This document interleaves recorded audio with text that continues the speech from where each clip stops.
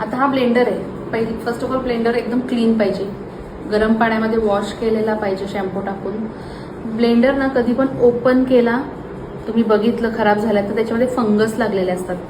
तर असे ब्लेंडर्स कधी कुठल्या क्लायंटला मॉडेलला वापरायचे नाही आहेत. आणि ब्लेंडर्स हे 2 ते 3 महिन्याच्या वरती वापरायचे नाहीत. आणि जर तुम्ही वापरणार असेल तर काळजी घ्यायची आहे. चांगलं गरम पाण्यामध्ये वापरलेला ब्लेंडर वॉश करायचा आहे शॅम्पू टाकून, आणि नंतरच ड्राय झाल्यानंतरच दुसऱ्या क्लायंटला वापरायचा आहे.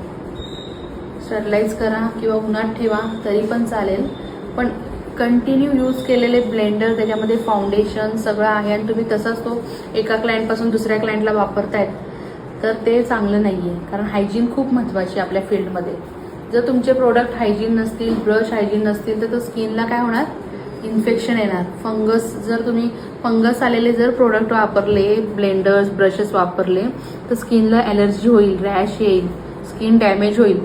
त्यामुळे शक्यतो आपण काळजी सर्वात पहिले काय घ्यायची आहे, हायजीनची. आपले प्रोडक्ट असू द्या, ब्लेंडर्स असू द्या, ब्रश असू द्या, कुठलीही गोष्ट मेकअपसाठी वापरताना स्वच्छ करून वापरायची.